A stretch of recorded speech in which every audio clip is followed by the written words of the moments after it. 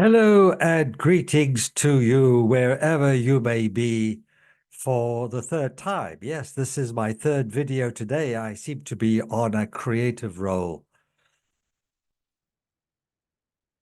This video is number 9 in the self-discovery video series, and the title is False Humility.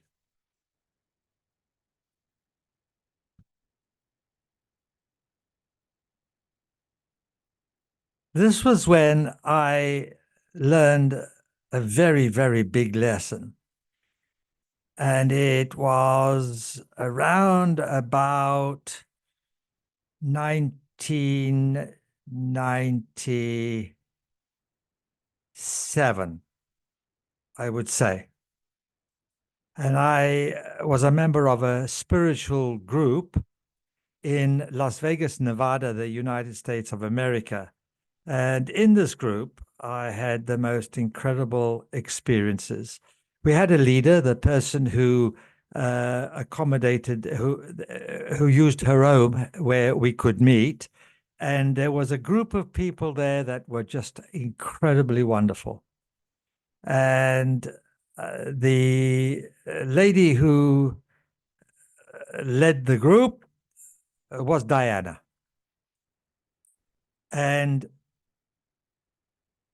not only was she extremely aware, but she was extremely honest, actually, and had no issue in sharing with you what she observed about you. I must say that this taught me a great deal because I'm like that now. When I'm talking to anybody, I'm with people, I can only talk about the truth that I am observing. And if people do not like it, that's not my problem, that's their problem, because that's what they're doing. If people are performing an action and you tell them what they just did and they don't like you telling them, that's their problem. They performed the action. But most people just don't say anything. A lot of people, they just don't say anything. And the consequence is that the perpetrator of that action is enabled to remain weak. Well, Diana didn't enable people at all, bless her heart. So we would meet once a week, and I learned to channel there. I had the most incredible experiences. And one day I arrived there, and after a while she comes up to me and in front of everybody, loud voice, "Hello, Tony." They knew me as Tony. "What is all this false humility bullshit you're giving us?"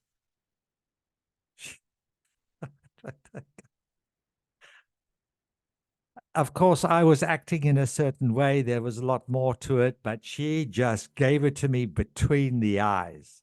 And she didn't mind using that language. I'm like that now, too. In fact, to be honest with you, when my experience is when people swear and use that kind of language, there usually are people who are more honest than the others who do not use that language, just generally speaking. So I got embarrassed and she just said a few more words, but basically I was coming over with false humility and acting like an idiot. And I ran out with my tail between my legs and I stayed home for a week or so, licking my ego wounds until I realized that she was right. I was, "Hello, love and light. Oh, isn't everything just wonderful?" That I was conducting myself like that. And Diana didn't appreciate that. I don't think anybody did really, but she was the only one who told me. And after a week, I went back to the next meeting And in a loud voice in front of everybody, I said, Diana, thank you very much. You were right. I was demonstrating this false humility, and I was being like an idiot. And I spent this last week going within my spiritual cupboard and clearing out the skeletons and finding out what I can do to change that. And being aware of it was really half the healing process. And then the rest of the healing process was what I actually did. So I was able to heal that false humility and just let it go. And now there's no, well, that was a long time ago. There is no more false humility. The humility that I demonstrate is actually heartfelt.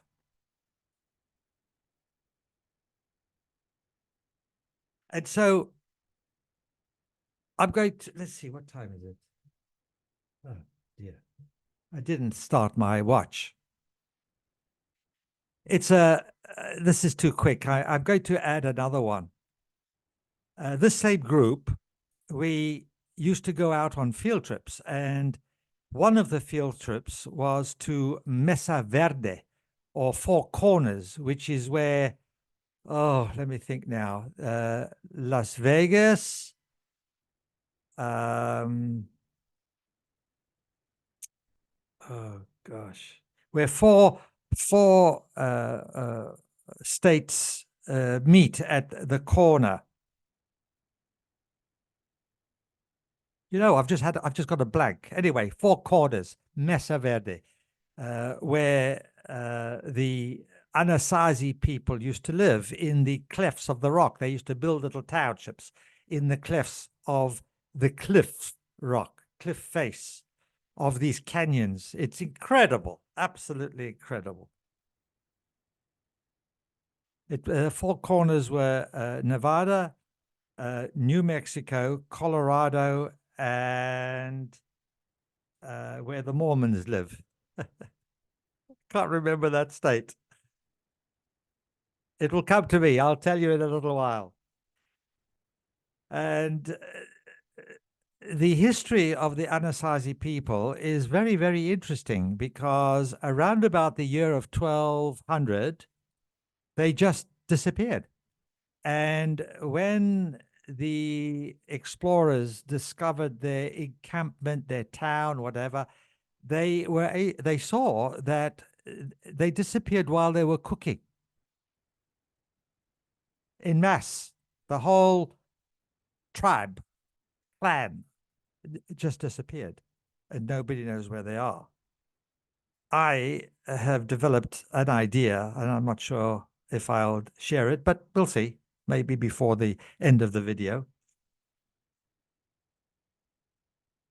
And these people were very, very spiritual. In fact, the descendants of the Anasazi are the Hopi. They're very spiritual. They have the Hopi prophecies. The Anasazi apparently were very spiritual, highly evolved, and maybe they just lifted off and went to another frequency. That's quite possible. They had these kivas, which are circular pits that were dug into the ground, and they usually had a covering with a trapdoor opening and a ladder where you could go and descend. And this is where they had their spiritual meetings. And we were allowed, because it's a national park now, we were allowed to enter one of the kivas, down the opening, down the ladder, and we sat around the wall in a circular ring of the skiva, and we were singing songs and chanting and doing all sorts of spiritual things, which are so beautiful and wonderful. And I was sitting next to my friend Alan, and he started to talk in tongues, blah, blah, blah, blah, you know, just completely a star language, really. And nobody knew what he was saying, but it sounded just wonderful.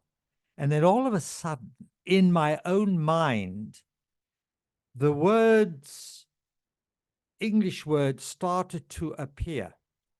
And if you remember, going back many years, if you're old enough, they used to have jingles sung on the television or on movies, and a little ball that was bouncing on the words to give you where the emphasis was. And I had that experience. And the words in English that were coming to me were a translation of the chanting of the star language of Alan. And I would, as he was chanting, I was giving the translation. It was quite incredible. I mean, I don't know if the translation was accurate. It seemed accurate. It was wonderful. It came from another source somewhere, my higher self, or maybe I was channeling that. I don't know. And I've never really had a repetition of that. And that really is another one of these wonderful experiences. And I will continue making these videos, sharing these brief experiences with you, with the express purpose of inspiring you to know that you are a divine spark, a divine life, a divine being of creation, of the divine source of all. And you have a right to be here, like I have a right to be here. And you have a right to develop your greater potential. The first thing to do, though, before you can develop your greater potential is to realize that you have greater potential. And most people don't appreciate it, don't realize it. We have the most incredible potential. And this is probably a subject that I should discuss in another video, which I feel I will. However, there are tools, there are practices, there are modalities, there are techniques that we all can do. We can find one or several that resonate with us, that actually helps us to develop our greater potential and to develop our innate consciousness. The most common is meditation. There's yoga. There's affirmations. There's all sorts of things. And I've written many books about this because I searched out. I was searching for these things, and I've done a lot of them. If you're interested, I urge you to go on the internet. I urge you to leave messages for me.